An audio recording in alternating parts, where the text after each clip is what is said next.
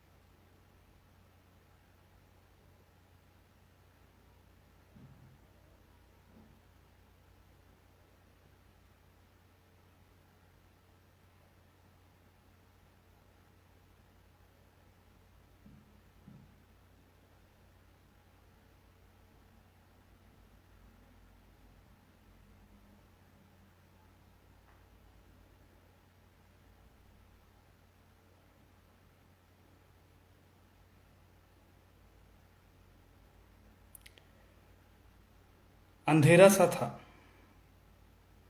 हर दिशा में। जहां भी नजर फेरूं बस काला रंग दिखाई दे रहा था और सुनसा अंधेरा, कोई आवाज भी नहीं। मैंने 2 कदम उत्तर की दिशा में बढ़ाए, अंधेरा वैसे का वैसा। मैं वापस अपनी जगह आया, 2 कदम पीछे गया दक्षिण में, पर अंधेरा तो और घना हो गया। मुझे मुझे बहुत ताज्जुब हुआ इस बात पर। दाएं बाएं ऊपर नीचे आगे पीछे हर तरफ अंधेरा ही अंधेरा। मैं अचरज में पड़ गया, क्योंकि मुझे याद था किसी ने कहीं पे किसी समय किसी को तो ये जरूर कहा था कि खुला आसमान है यहां नीला नीला सा, ऊंचे ऊंचे से पर्वत है जहां सर्दियों में सफेद बर्फ गिरती है और बारिश के मौसम में सब कुछ हरा हो जाता है, मानो पेड़ों और घास का मेला लगा हो। और वही थोड़ी दूर एक नदी बहती है और फूल है, हरे लाल पीले और मोरपंखी।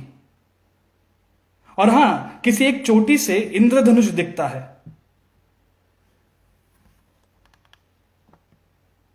और वादियों में किलकारियां सुनाई देती हैं पक्षियों की,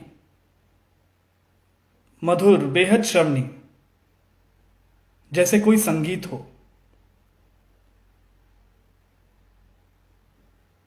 और और फिर ठंडी हवा के झोंके शीतल से, और इसके साथ कई सारी चीजें।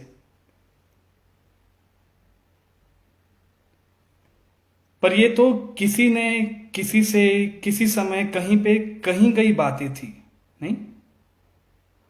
ये सब मुझे कहां दिखाई दे रहा था?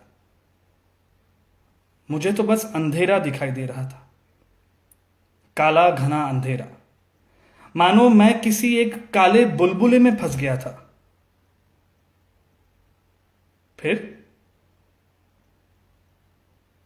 क्या दोस्तों? फिर मैंने ये बुलबुला फोड़ दिया और मैंने खुश रहना सीख लिया। नमस्कार दोस्तों, a grand welcome to everyone who has joined to the second season of this wonderful talk show, PhD the Philosophical Drama.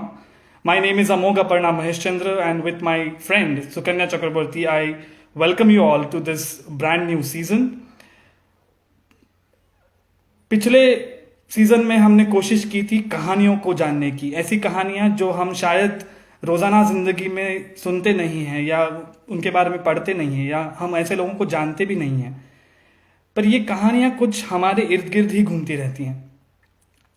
कहानियां उन लोगों की जो पीएचडी करते हैं। तो ऐसी ही कुछ नई कहानियां लेकर हम वापस आ गए हैं इस नए सीजन में। और आज की मेरे पहले गेस्ट, मेरे बहुत खास दोस्त, my dear friend doctor Nandkishor Mule. He did his PhD in University of Zurich, Switzerland, and presently he is a postdoc at the University of Geneva. So I would love to welcome him to this show. So let me just add him to the show.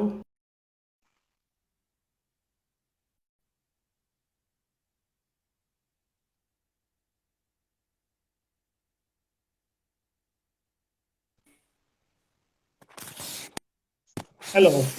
Hello. Hello. Can you hear me properly? Yes, I can, Yes, I can, but I have an echo, but I have an echo. very big echo. Okay, I'm gonna give it a try with my headphones. Mhm. That, let's try.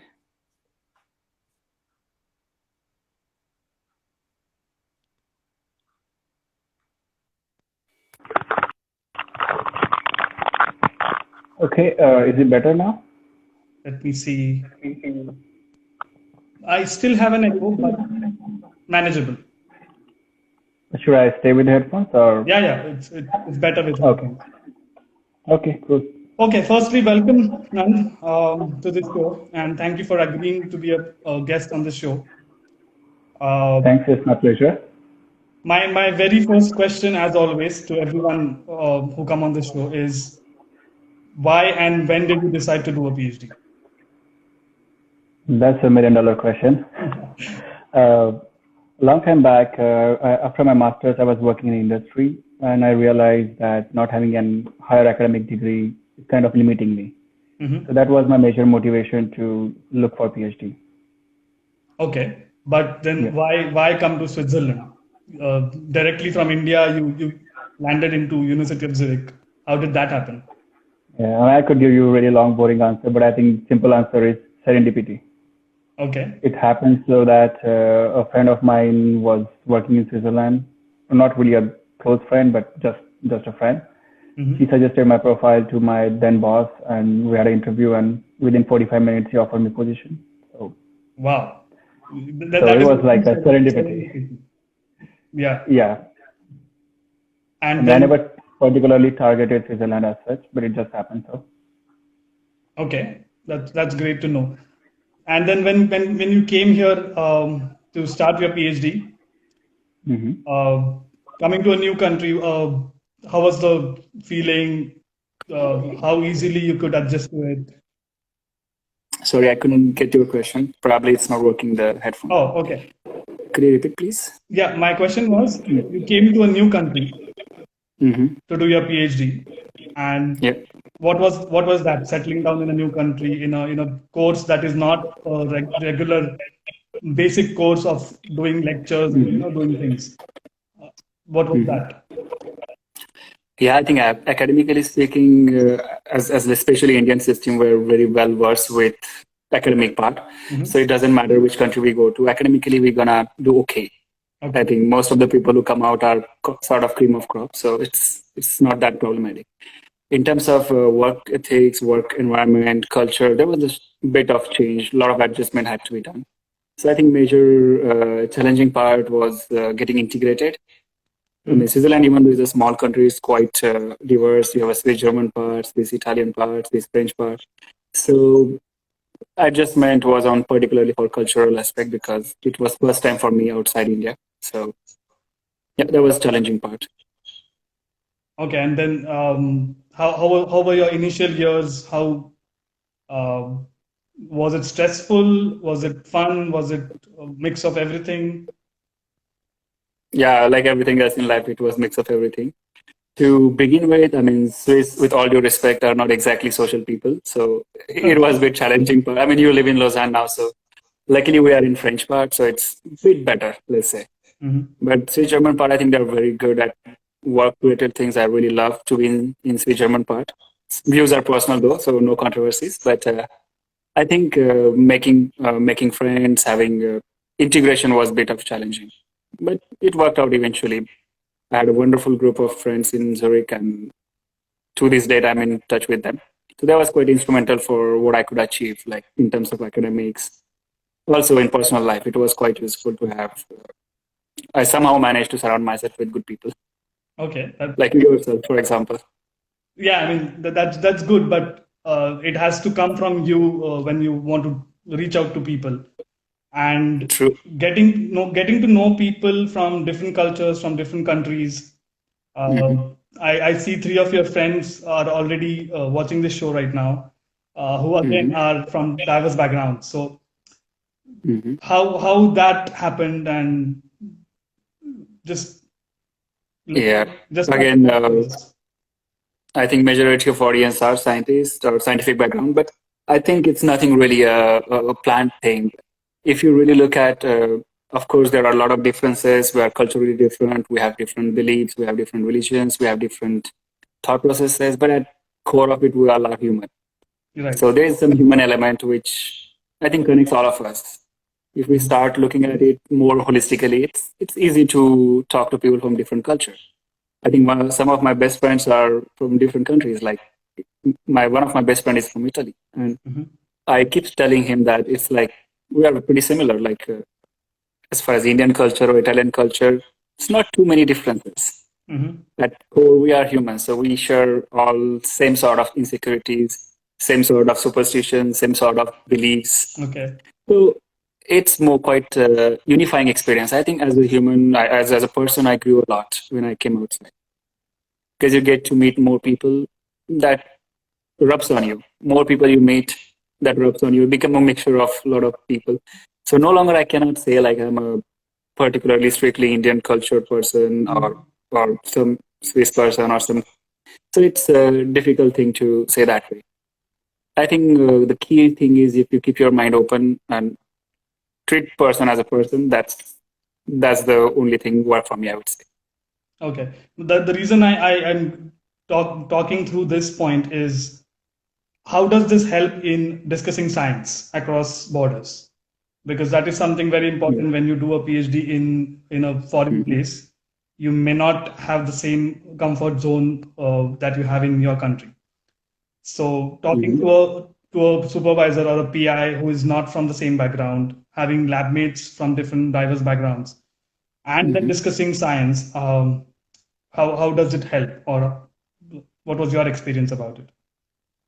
Yeah, I think it's really good to know the languages. I mean, I wouldn't say I'm very good at languages, but it's always good to speak, even though science is like we want to say it as treated as a noble thing, unifying thing that everybody speaks the language of science, and the language of science is English. But often it helps to at least try to show the respect for other party. Like, for example, I had a German boss, so he spoke very well English, but once in a while saying Guten Tag wouldn't hurt too much. Right. So I picked a few words, few sentences like "Oh, ich spreche ein bisschen Deutsch," means I speak a little bit German. Yeah. That gives impression that you are trying. So that helped your social interaction, and then eventually, social interaction is an important part of scientific interactions because we need to share ideas, share thoughts. So that helps to have a language. First thing. Second thing, it is not a rate limiting step as such, as probably you would also experience this now. A lot of people who do not speak languages, I do not speak French, for example, but it doesn't come in between your scientific endeavors. It would nevertheless improve it. If I would be able to speak French, it would improve my interactions. Okay. So, yeah. Okay, that's good to know. But then talk through the initial phase of your PhD when you were settling down into a new project, or trying to get to know Zurich as a city. I know very well that you love the city, and talk me through that initial part that you're trying to be a part of the Zurich culture. Yeah, I mean, it's sort of weird. I actually treat cities as if they're like people, like human beings. So, and first city I moved from my like hometown was Mumbai, and I fell in love with Mumbai. Not immediately, but definitely after some time. So similar thing happened with Zurich. When I arrived to Zurich, it was cold, gray, and lonely to begin with. Okay. But I think it depends on you. Like it's not like similar as Indian culture. Like you have more social things going on. Even if you are in hostel or even if you're living in city all by yourself, you do find people easily. Mm-hmm. But that is not exactly true for most of the Western countries. And Swiss are really nicely known for giving privacy and being really keeping to themselves. Right. So that was, to begin with, it was a bit of challenge to find place. It's one of the costliest city in the world. So, Yeah. and you are not exactly rich with a PhD salary. Right. So it wasn't a easy thing to find flats. And even you find a flat, finding your social circle. So initial few months was I arrived in sort of winter, middle of winter in Zurich. So Very good. that was a bit challenging time, but I must say my family, my friends back in India were quite instrumental to keep my morale high. And after initial few months, then I slowly started getting, settling in lab. And then also I found my social circle. After 6 years in Zurich, I would say I have like 60 plus friends, and I could go to Zurich any day. And even if I, decide to live with one of them, I would spend probably half a year there. So I think I get a lot of friends there from all different backgrounds. So it slowly happened, but it's like it's not a specific formula for that. I had not only work friends, but now my average, like youngest friend I have is from Zurich is 9-year-old, and the oldest friend I have is like 66-year-old. Okay. Wow. So it happened so that I met friends, and तो कारवा बनता गया in your poetic language. I'm not a poet by any definition, so yeah, people met and things got accumulated. Like so, now I think in Geneva also when I arrived was the same thing. I started living in one place and focused on science, but then eventually I really met wonderful people in Geneva too. I mean, some of nice people have joined this podcast, the live podcast, but yeah, so it was a nice experience. So if you keep your mind open, everything is new experience. Yeah, coming to the science struggle part then, how was that? Also, this is from the cultural point of view, trying to mix with people. But how was the science part in the first couple of years, struggling with struggle or whatever? When you go to a new place, you have that initial struggle that you have to handle, and you have to settle down there. How was that? Yeah, scientifically, it was not all a bit of roses. And like everything else in science is very uncertain. So I started working as a research associate when I arrived here. So I worked on one project which was very gutsy. I sort of at least back then, known to take too many risks. So I started with a very gutsy project, almost contrary to current belief that time. So it kind of failed spectacularly, my first project in PhD. So after around 12 months in project, we decided to shut it down. So that was quite challenging on many fronts. Even the boss was supportive that it was negative data. Unfortunately, in science, we have this bias for positive data. So if A relates to B, is your hypothesis based on a lot of literature. And if eventually you show A relates to B, nobody cares if A and B are two different things. But all of a sudden, you do not find what you were looking for. The question arises, why you thought in first place A might be related to B? Right. And honestly, you can't be the first person thinking like that because you're a scientist, you read literature. Nothing is by fluke. You think, you have a rational thought process. So I'm sure there are a lot of people who would have thought about it, did the same thing and failed at it, but never published. Right. And then everybody suffers because of this bias. But again, this is for another day, the bias in scientific literature. But eventually, we learned our lesson. We managed to not publish it because of this bias. But it was quite gutsy of my boss to let me go to San Diego, for SNF meeting. It's one of the best neuroscience meetings. I went there and showed this negative data and warned people, this may sound like this, but it is not like that. Right. Wow. So, there was a lot of learning. That was the first failure, like right at the start, which is a good thing because after that, it was here, so it went only up. So I sort of invested almost 1.5 years in this project to work on it. It was on Alzheimer related this area.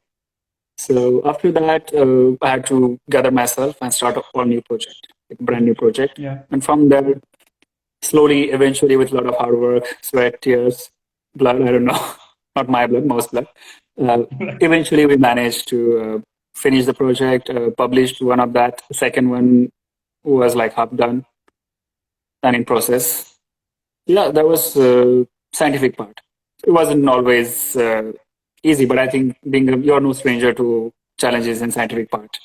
Yeah, I mean, most of our viewers are no strangers to challenging scientific part because they are members of the scientific community.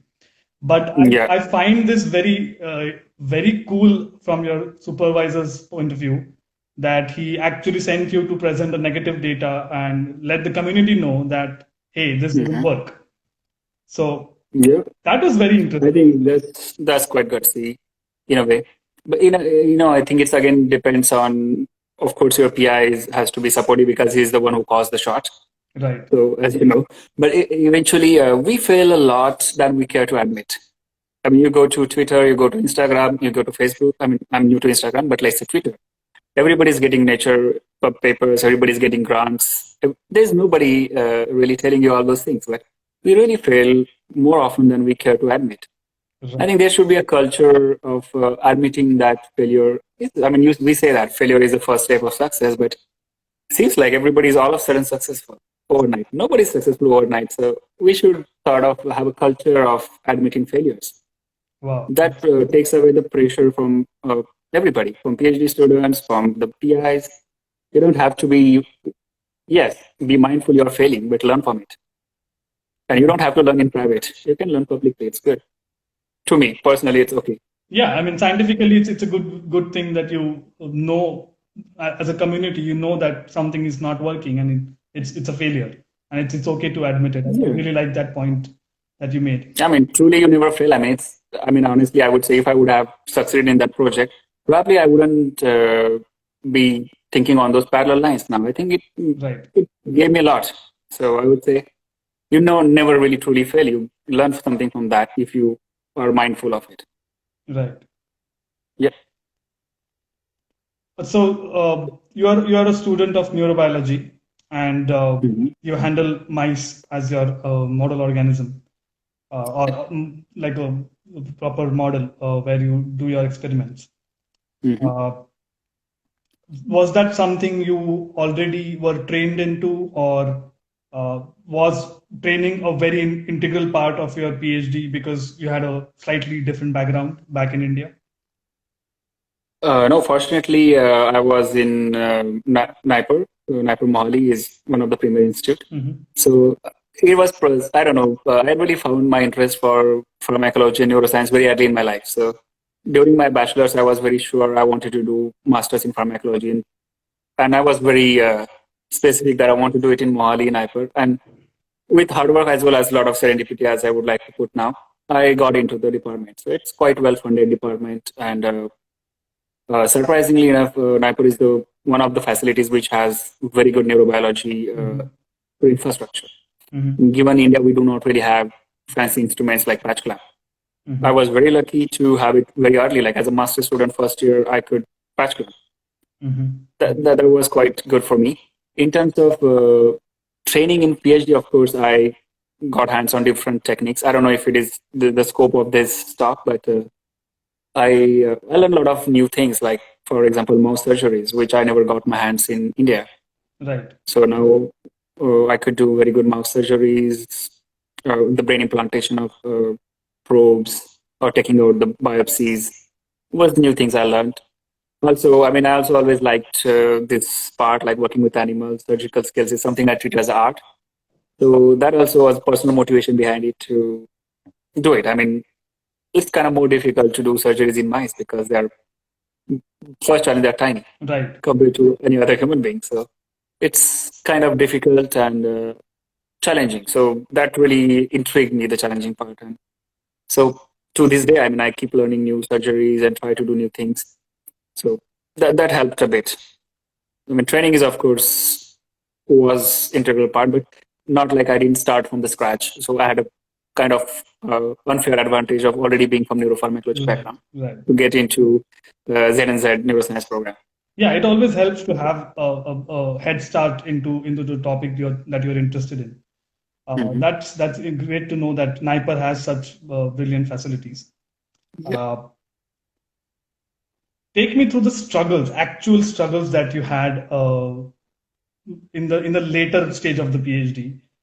You already mentioned you had a failed project and it was not working, but take me through that phase where you feel that nothing is working. How hard you try, and you kind of, we all have that feeling that what do I do next? And I'm slowly coming to what you know what we are going to discuss in the next few minutes. Slowly coming to that, which is mental health.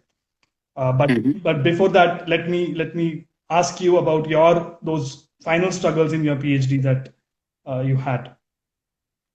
Yeah, I mean, fortunately or unfortunately, my struggles were really early part of PhD because, as I said, many people would put it, I wasted almost 1.5 years to do something which didn't make into books.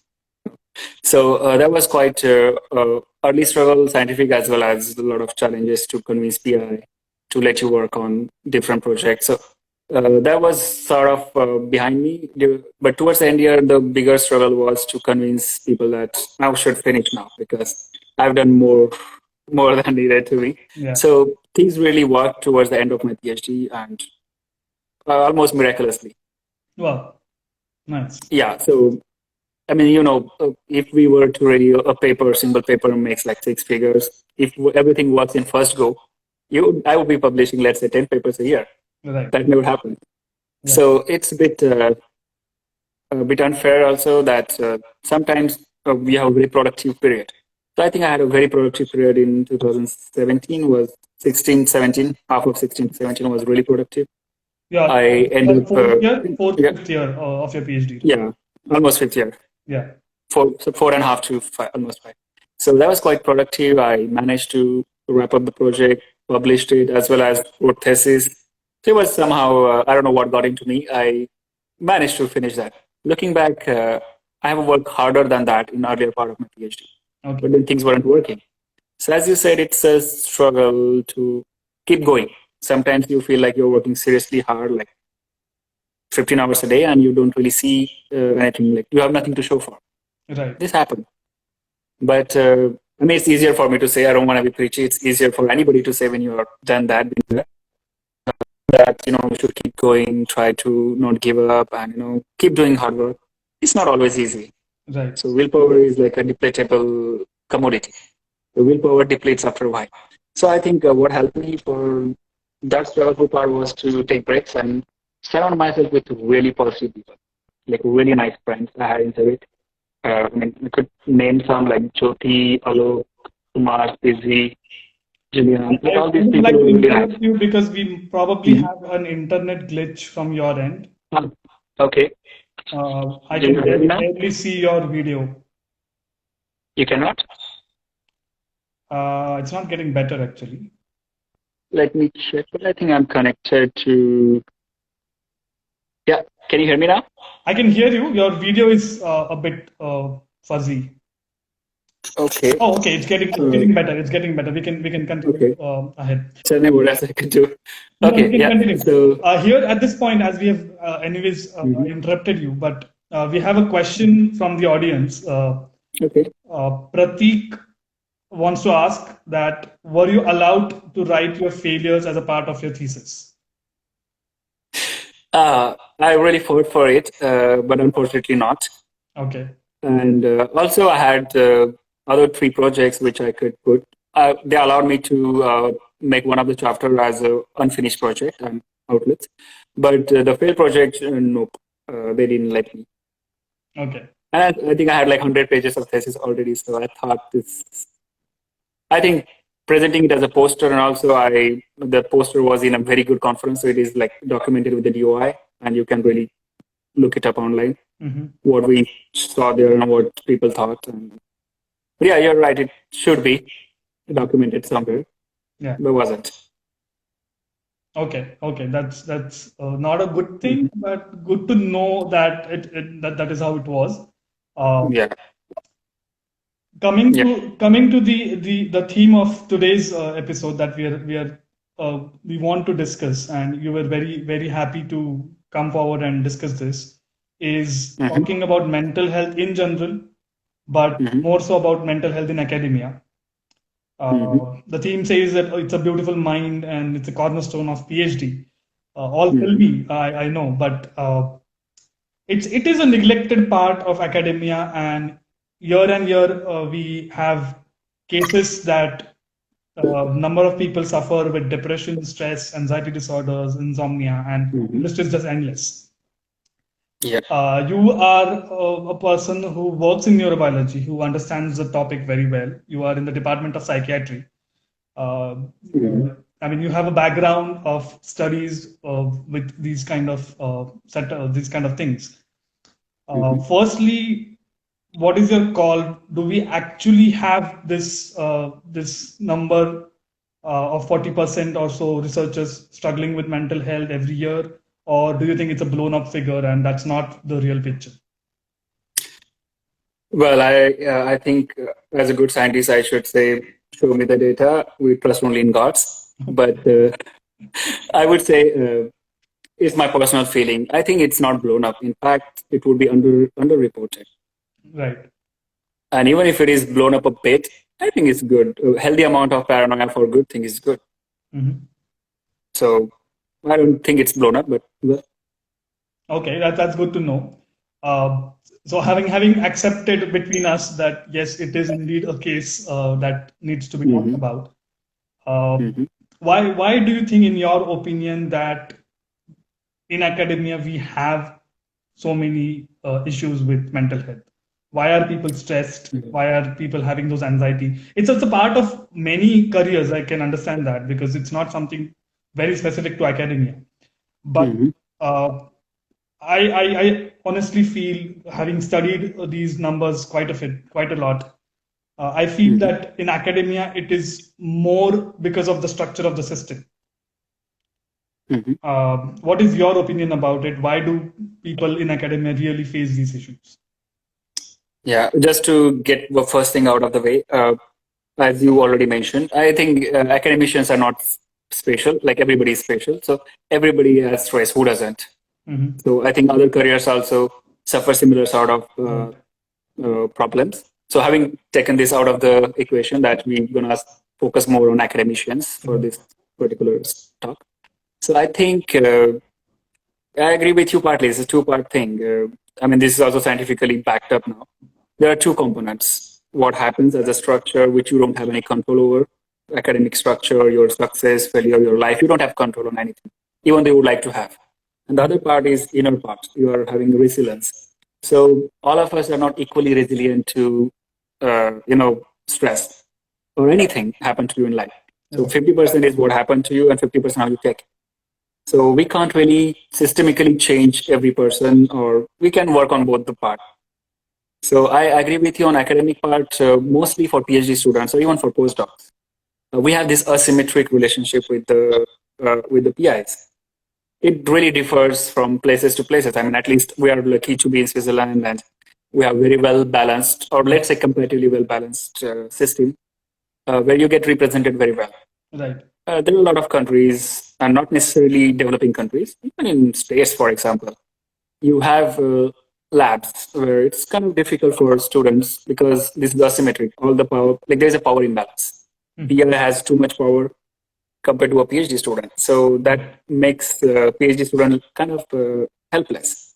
This is like a model in psychiatric studies. We have like a mice model where learned helplessness. So a lot of people fall into this trap that they, no matter what they do, it is not good enough or never going to be good enough for PI. Right. And then that sets up a cycle which is vicious at the best. So that is, I think, major reason I believe, in my humble opinion. I can't really speak for everything and everybody, but Right. what I've seen, I talk to a lot of friends, a lot of PhD students, and I always tell everybody, I think every PhD student is a special. No PhD is easier or difficult. No boss is easier or difficult.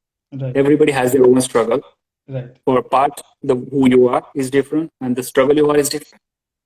For a man without leg, it's difficult to climb the stairs. It's a paramount challenge. For you, probably it's a if you can just climb it.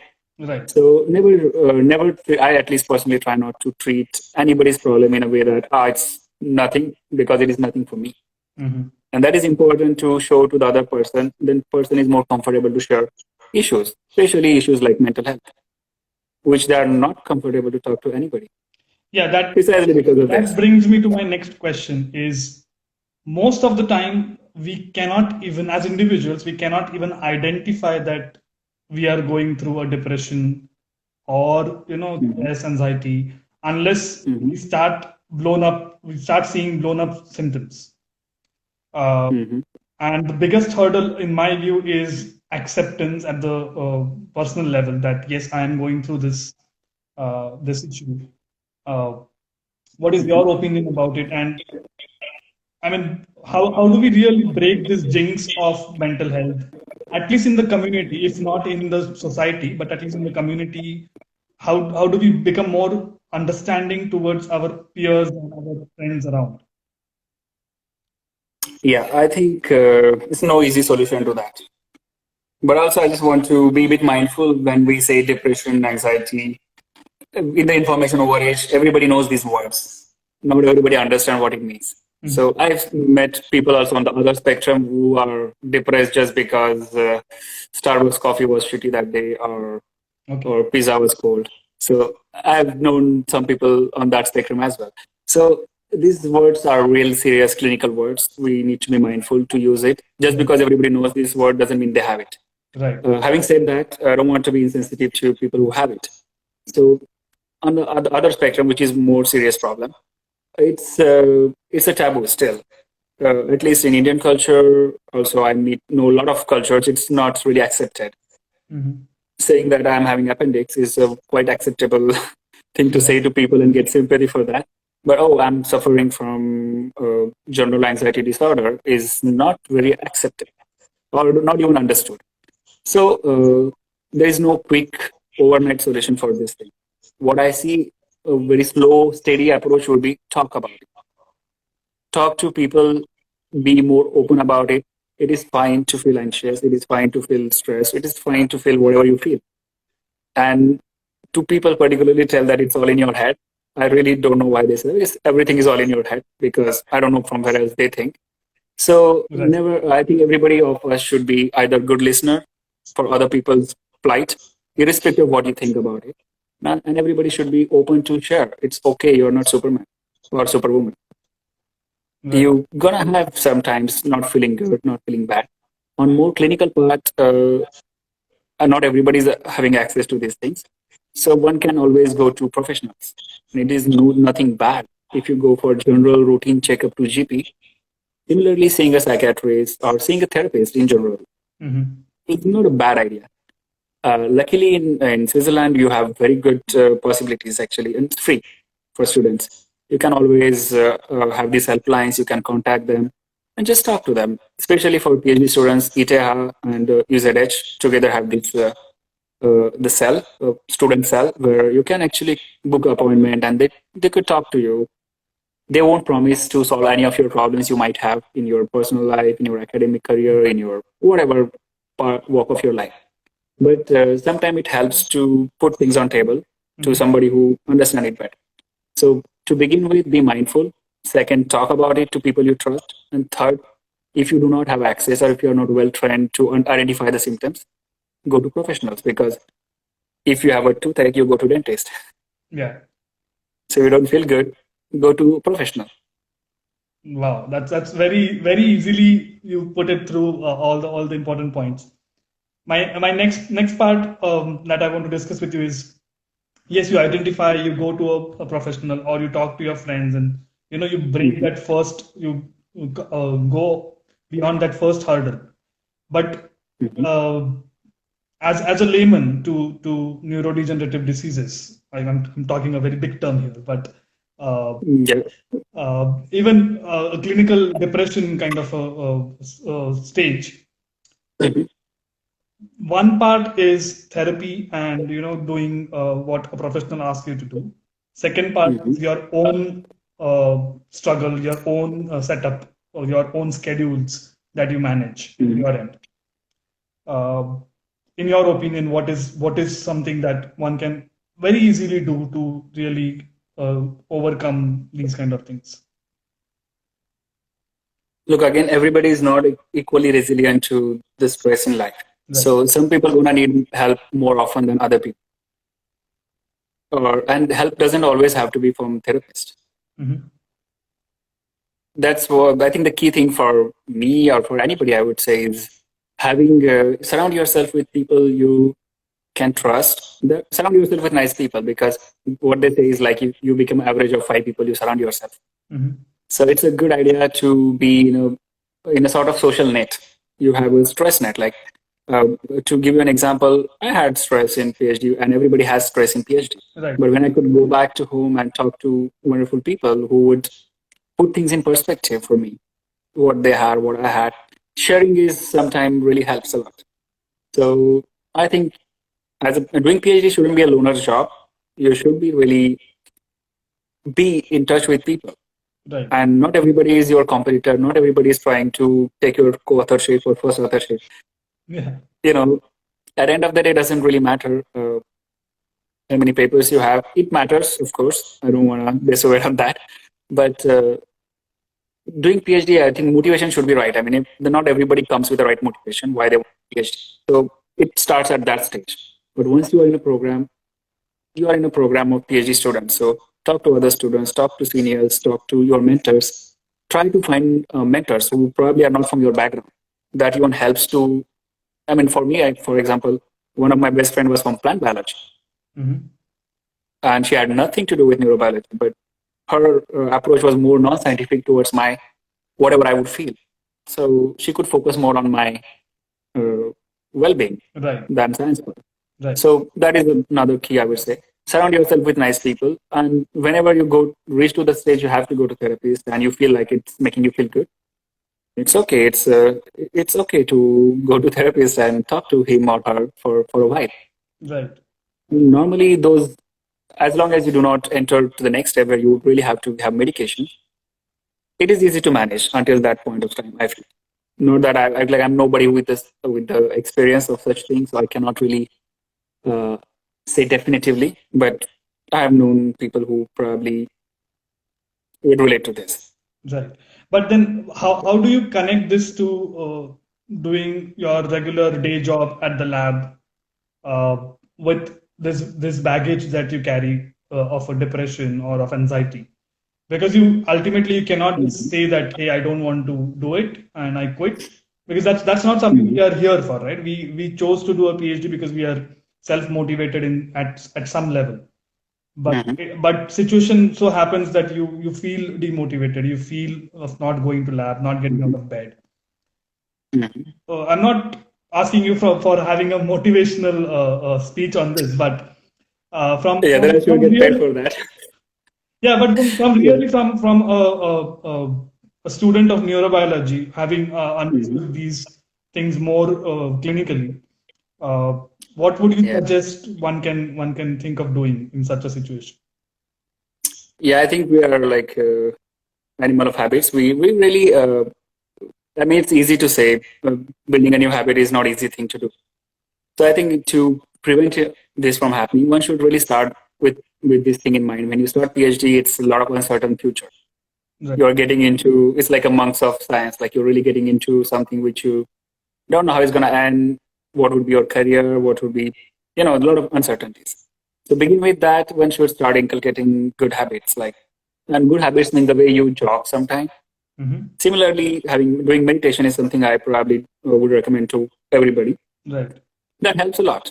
And it's now clinically proven that you could do some breathing exercises to elevate sudden GARD, like general anxiety attacks. A lot of people have these panic attacks, and it really helps. And it's not for somebody who has a problem. I don't even call it as a problem. We have mind, we think, and there's nothing wrong in that. That if we could think good things, we can gonna think bad things at some point. We're gonna worry. We're gonna be anxious. Right. This is part and parcel of your mind. So accept it as it is and tackle to, it's more like I call it as a thought management. Uh, I generally sit down, not every morning, whenever I can. I have this app called Insight Timer, where I put a timer which starts with a chime, and then I sit down, look at my thoughts. Like you would be surprised, you would surprise yourself. You're capable of thinking really good things and really bad things for your own good. Yeah. Or So I mean, for that matter, you can think. even bad. This was like yeah, that's like Kabir, one of the mystical poet, said this. Like I look for I went looking around the world for the worst person, and I couldn't find one. And when I looked into my side, and I was the worst person ever. Right. And he didn't mean by as a person as the worst person. You're capable of good and bad thoughts, and accept it and manage it. So for me, it's not sort of motivational, but I think breathing exercises and sitting down, taking time for yourself, listening to yourself during meditation helps. Could help some people. I don't know. Wow, you put it very simply to, I'm sure it's very easy to say it, as you said, but if one can put it into a habitual mode, that you do this as a part of your schedule, I think it will help him or her much better to deal with these kind of issues. That was interesting to know. I want to come back to your PhD finally. When you finally finished your PhD in 2018. Yeah, in 2018. What was the feeling? Was it something that you've done a great achievement, or what was it? Yeah, I mean, I don't take myself so seriously. So yeah, I was really elated for one day. Don't say that, because whatever you said in the last 15 minutes or so, people won't take you seriously that way. Yeah, nobody should. That's the major message. Don't take everything so seriously in life. Okay. Everybody. Okay. I mean, just calm down and breathe. But I think I was really elated for one day. The next day, I felt like, wow, this was a milestone I was really wanted to finish. I mean, I wanted to achieve this. Mm-hmm. So for one day, I was very happy and very elated, and I even was like really wanted to tell people that I managed to do it. So I'm like, doctor is in house, something like that. Yeah. So that happened, and next day life was as usual. I set my mind to next things because that's the human nature. Probably I'm on the left side of this curve, but I wasn't like really happy for 1 month or something, or too excessive about this. Yeah, it was really nice feeling to achieve something. Yeah, why I asked you this, because the entire period of 5, 6, 7, or whatever years a person takes to get a PhD, we are that this is my final destination, this is what I'm trying to look at. But what I want to come to the point is that it is one more achievement in your bucket. It is not something that you lose your mind on, or you strive so hard that you have your health issues. It's not something worth going to that kind of an extent in trying to achieve a PhD, because you will feel, as you said, you felt good about it for a day, and then life becomes normal. Now, yesterday you weren't doctor, now you're a doctor before your name. So that is something I really liked, the way you put it. Any hilarious moments you remember from your PhD? Something real, like funny stuff happened somewhere? Yeah, depends. Funny is a very relative term. So funny for one man can be really embarrassing for other man. But let's say I put myself at this is an informal talk, anyways. So I actually never baked anything. When I arrived to Zurich, my lab mates were quite encouraging that I should bake things. I was like spectacularly ignorant about baking in general. So I once tried to bake butter cookies with cheese. Okay. So I ended up buying cheese instead of butter, and I made those cookies. And I think my former boss was at the receiving end because he tried it and it was super hard. Okay. It was quite hilarious that people. I think this story is passed on in my previous lab to people saying that, well, none makes really amazing butter cookies. You can use it for a lot of things like building walls and stuff. Okay. Wow, that's so that was quite hilarious. And when I finally finished my PhD, they actually gave me a book says baking for kids, Okay. which I carry till this day. Let's say my baking skills improved considerably over the years. So, They surely did. You baked a cake for me on my birthday last year, so oh yeah, of course, you could tell me more yeah, if I, it I was. really liked it. So yeah, Yeah, I think clinical trial was successful. You are happy, alive, and quite motivated. So I think it did work. yeah, that really worked. It's getting better. You're getting better at baking. Pleasure. Yeah. Well, Nand, as always, I've enjoyed the last 50 minutes or so discussing PhD, your story, as well as one of the most important parts of PhD that I won't say we neglect, but something that we do not really talk about, mental health in academia or in general mental health issues in our life. And a big thanks from my side as personally, not just as a host of the show, for putting out things so simply for anyone and everyone to understand and relate to it. And thank you once again for being a part of this show and uh, just making this episode wonderful. Yeah, pleasure is all mine. And I'll be happy if somebody wants to get in touch. Not that I'm going to be solving anybody's any problem. It's just could offer pair of ear. Somebody wants to. Sure, sure. I'm sure as you are very special to all your friends, I'm sure people will reach out to you if they have something to discuss with you. And thank you once again for being on the show today. Cool. Have a wonderful Sunday. Yeah, see you later. See you.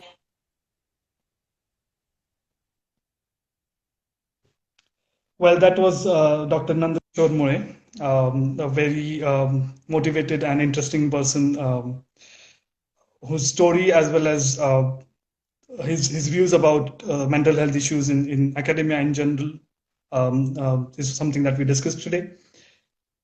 Finally, I remember the famous song from Three Idiots, the final lines of "Give me some sunshine, give me some rain, give me another chance. I want to grow up once again." I think all PhD students relate to this song. I tweaked the lyrics a bit, and what I'm looking for from the community itself is let's bring in some more sunshine, and let's also bring some rain. Let's try and grow up once again and understand each other's pain. So, on that note, I'm going to end the show for today, and thank you all for joining us. And we hope you're liking this show, and we bring new stories every show. And stay tuned. Till then, take very good care of yourself and your family and friends. See you.